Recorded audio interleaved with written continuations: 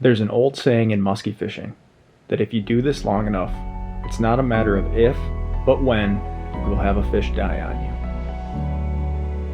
Since I started musky fishing, I've been dreading when my time would come. I hope today is not my day. Come on, don't die on me. Come on. Come on. Come on.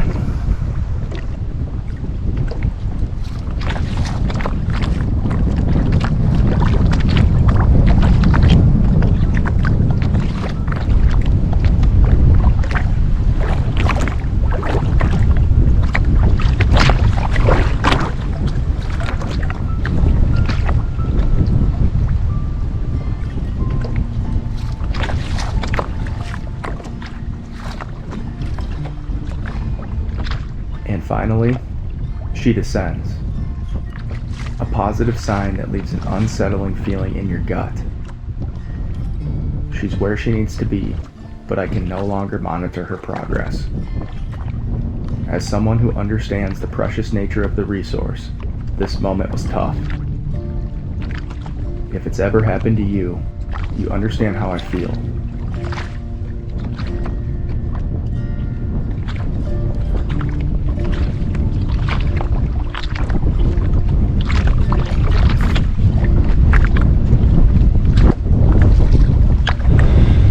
Guys, one of the most unbelievable strikes I've ever had on a Suick, and just series of events for that matter.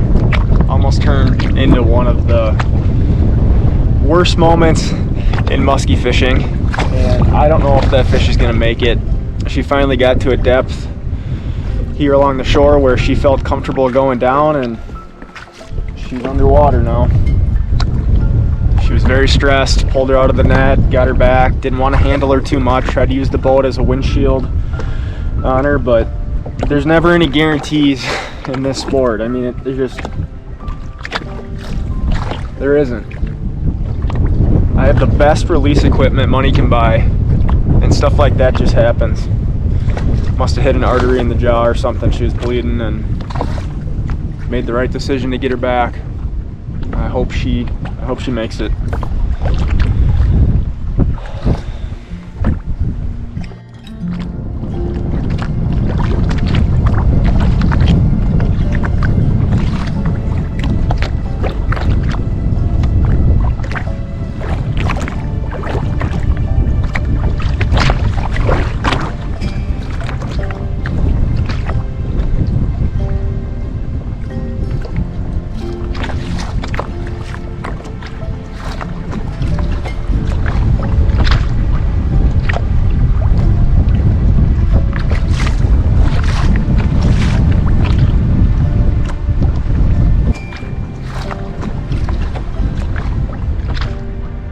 I wait in the area for what feels like an eternity before I turn off spot lock and drift across the bay.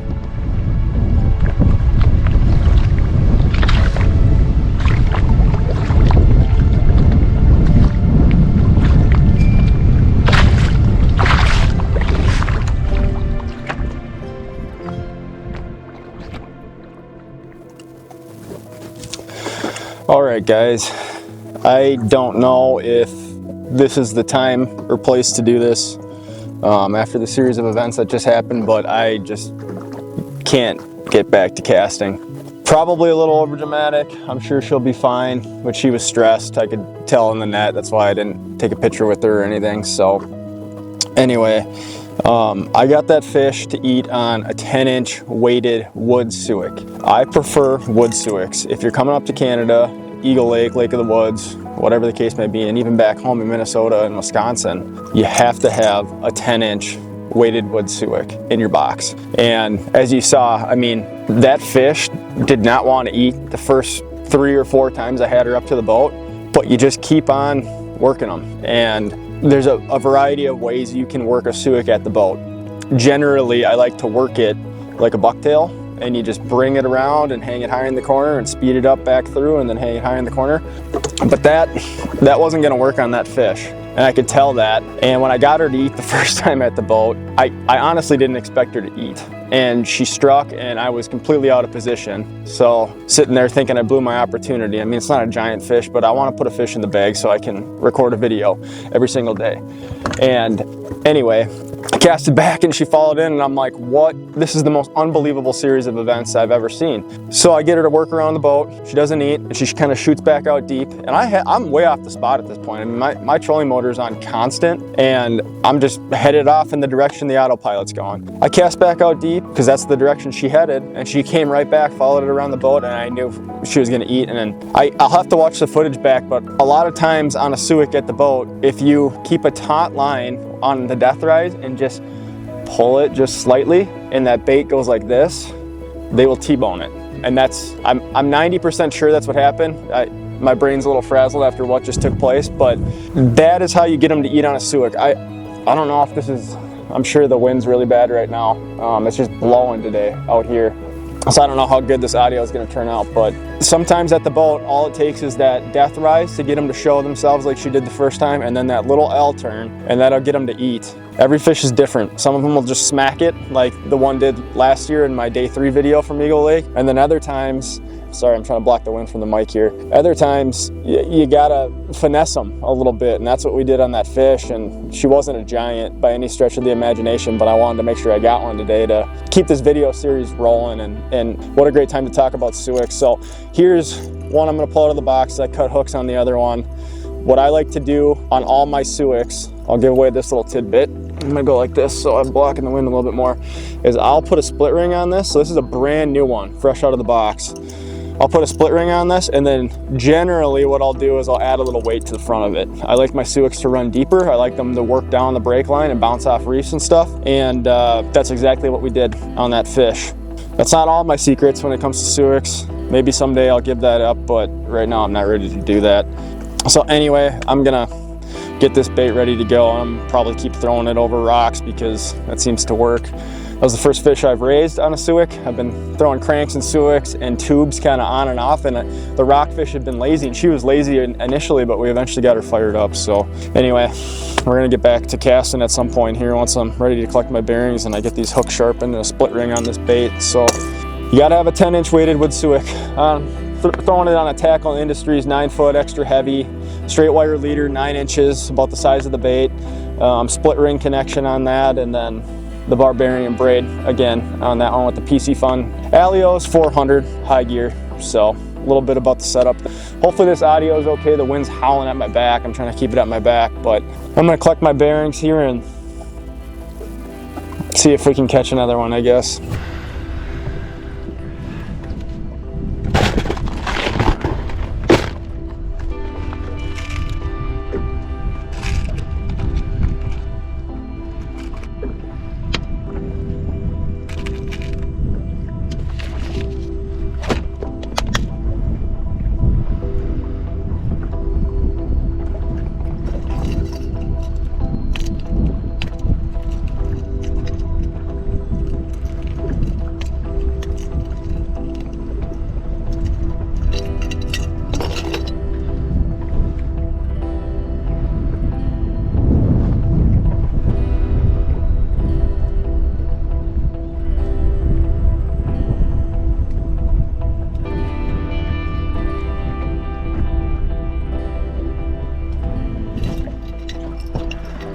Okay guys, this is super important when you put the weight on the front of the Suick.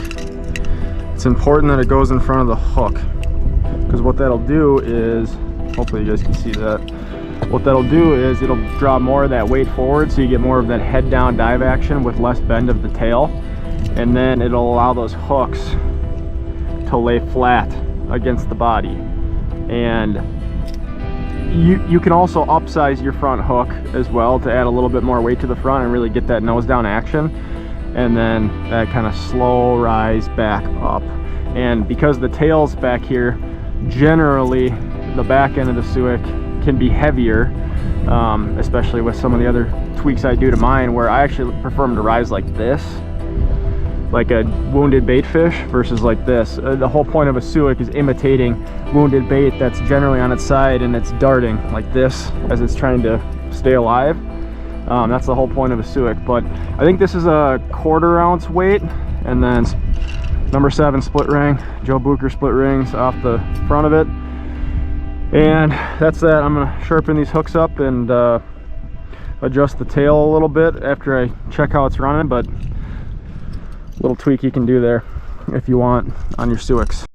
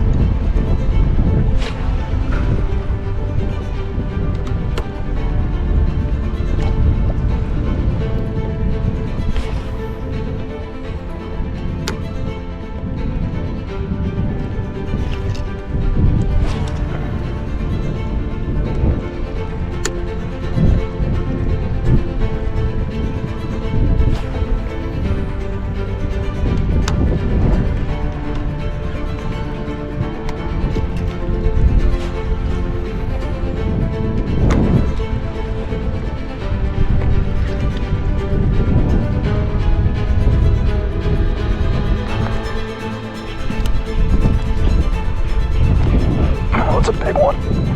That's a big fish.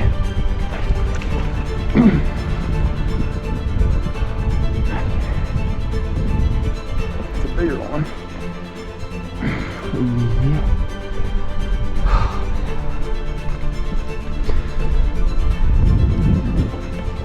Maybe not. Just gotta pull him in the cockeye here.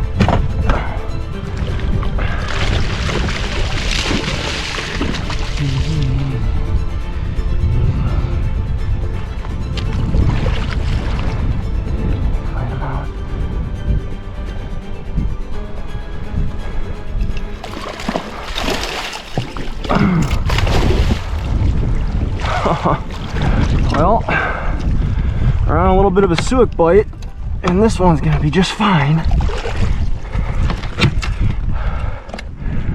Huh. Unreal.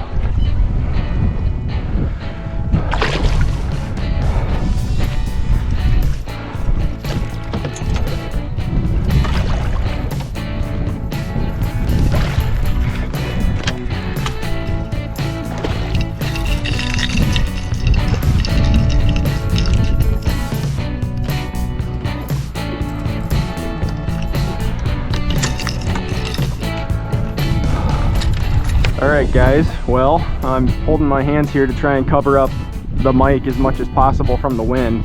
There's not much I can do today. The wind's blowing all over the place.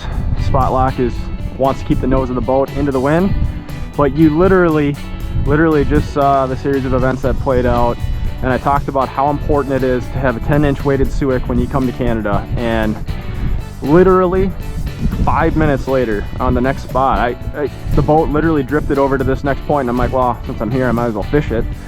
Got one in the bag, a little bit bigger than the other one, I think. She hit it like a ton of bricks, and this one is gonna release just fine, I think. So I'm gonna pull her out here, show her to you, and we'll get her back on her way.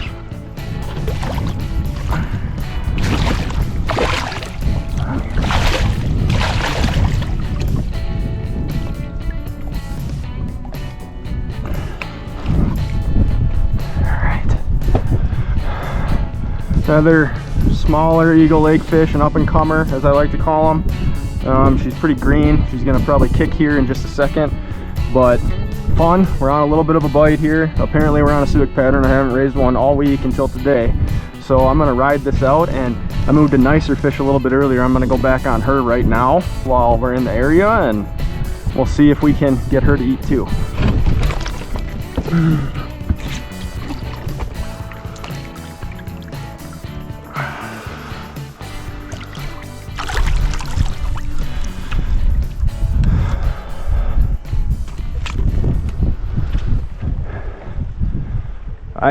I was struggling to find a way to get back to casting, and that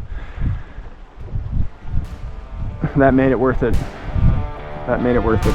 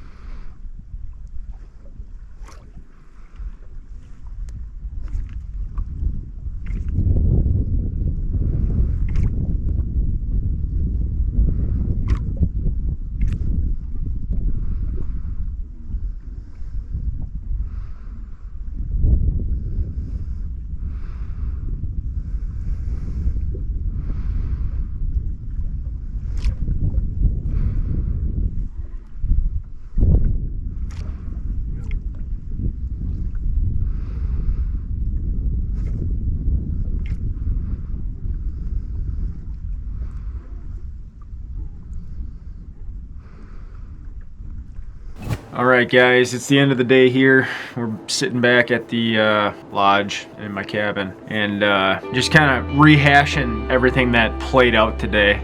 One of the first days in a long time where I had like really good overcast conditions. The wind was maybe a little stronger than I would have preferred. Made it really hard to stay on some of the bigger main lake pieces of structure and fish them effectively. And hopefully it dies down tonight and all that wind blowing stuff is really good tomorrow. But 2 fish in the bag, that's great. I kind of had a goal in the back of my mind to try and average 1 fish a day during this little solo week, which is honestly an undertaking when you can only run 1 bait through the spot, and we've had bluebird conditions every single day except for today. And you see what happens when you finally get some overcast conditions. And quite honestly, like I think back on a couple of those fish, if I could have done things maybe a little differently that on fish that followed to get them to convert, and you know, maybe it could have been an even better day. But anyway, I wanted to try and average 1 fish a day. And I'd say we're doing pretty good in that regard. I mean, I spent a lot of time working weeds and throwing blades because that was definitely the pattern early on. And I just think if, you know, Levi and Victoria were here during this whole time, like, and we had 3 different baits running, like some of those spots where I didn't raise anything, if I would have been throwing a Suick instead of blades or vice versa, like maybe we'd have 3 times the fish. I don't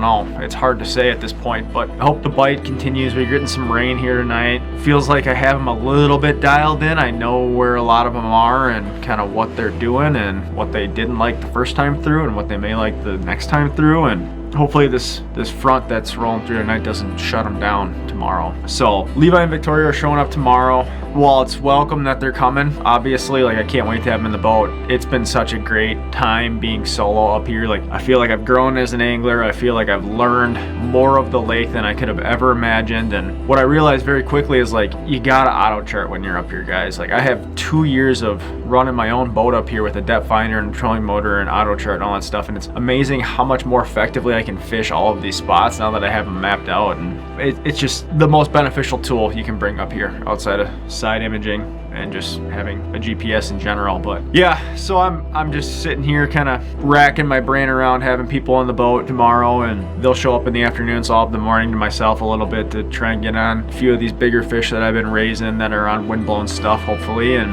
you know, just kind of rehashing the series of events that played out today. Like, I've never had a fish die on me that I'm aware of, and today may have been the first one, and to sit there and think about that sucks. I mean, anybody who does this long enough will have a fish die on them. I've heard that from many people, and mine maybe was today. I'm not sure. Hopefully she buried down into the weeds and can recoup for a couple days, and she ends up being fine. But I stayed in the area for a while. She wasn't floating. I'll drive through tomorrow and just make sure she's not floating. But those younger fish are a lot more hardy than the bigger ones, so there's a good chance that she will recover. But yeah, it's just tough. I mean, when I saw her in the net, she was struggling to stay upright, and she was bleeding, and I must have hit an artery in the lower jaw or something with where that Suick was hooked, and it's just unfortunate for sure. And I go back in my head, like, should I have just water released her? And then I still think I did the right thing by picking her out of the net and bringing her to the back of the boat and kind of that eddy, because she was just struggling to hold herself upright, so she needed a hand, honestly. And the first time I let her go, she kind of went on her side and went belly up, and I drove the boat over there quick and flipped her back up, and I held her for a while longer, and she finally was able to kind of support herself, and tried to go down a couple times, bounce back up, tried to go down a couple times, bounce back up, and I don't know, it was tough to watch, honestly. There's so few of them, and you know, I try to make sure I have the best release tools. You guys see where they're at in my boat. They're always right at my fingertips, because I want to make sure that these fish are getting back into the water happy and healthy. And to go through that today on what was just like the most epic boat side interaction I've ever captured on camera, and to have it end like that was just like the test of musky fishing, right? Like, the tale is old as time. The highs are high and the lows are low, and I had both of those all within, you know, 30 minutes of one another. And yeah, it took her about 45 minutes to revive, and it was just tough, honestly, to sit there and watch that. But you got to get back on the horse, right? There's nothing you can do about it. What's done is done, and you just got to move on, and that's what we did. Grabbed a new Suick, got her dialed in, and stuck a fish literally on the very next spot. So nothing giant. The area I was fishing isn't known to have real big fish. There's the occasional one will pass through or whatever, but it's mostly a smaller fish area. And it was out of the wind, so that was the program for today. But hopefully tomorrow the wind dies down a little bit. It'd still be nice to have a breeze and get some chop on the water, but I don't need white caps all day again. That was tough. But anyway, yep, Levi and Victoria showing up tomorrow, and we'll have 3 lines running, so it should be fun to kind of see what we can put together here over the next week. I hope they stick just a pile of fish. I hope I don't even catch another fish. I hope they get them all. So anyway, I'm gonna hit the hay so we can get to bed early and get out on the water early. But anyway, thank you so much for watching this, guys. I appreciate each and every one of you, and it's just great to see the community we're building here that follows along on these journeys and wants to see what we go through, and hopefully some of the information I'm providing is helpful. I'm not an expert at all in this sport. I just an average angler who tries way too damn hard at this, so hopefully some of it's helpful, but if not, hopefully it's at least entertaining. So thank you so much for watching, and we'll catch you on the next spot.